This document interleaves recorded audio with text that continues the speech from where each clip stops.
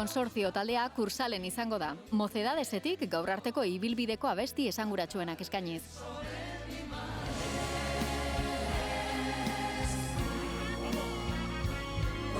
Ahotsen kalitateagatik ezaguna den taldeak, Espainiako musikaren azken 5 hamarkadetako klasiko nagusiak bilduko ditu emanaldian.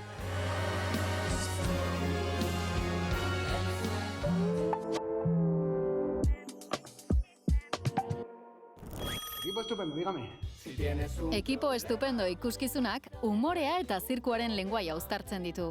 Superheroi talde bat protagonista duela, zirku emanaldi honek egungo arazoei begirada ironiko eta ludikoa ematen die. Narrazioa arin eta surrealista baten bidez, elkarlana, ardura eta irudimenaren garrantzia lantzen ditu, familia osoarentzat pentsatutako proposamen honetan.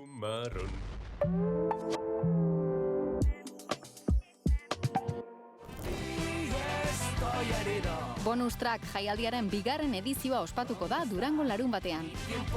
Punk, rock eta metal estenako talde esanguratsuak bilduko dira. Besteak beste, Sociedad Alkolika, Juancho Eskalari eta The Toy Dolls izango dira. Eta egun osoan zehar, beste hainbat taldek osatuko dute egitaraua.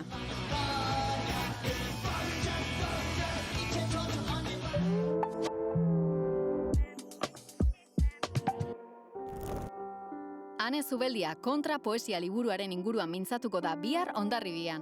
Uraren paisaia eta munduaren marruskadura aztertzen ditu, pertsonaiak eta haien bizipenen bidez. Ukitu ezin diren gauzak hitzez aztatzen ditu, mirari txikiez jabetzera gonbidatuz. Ulertzen dugun bezala ez, denok badaukagu imaginario bat hitz horren inguruan dela konfrontazioarena edo talkarena.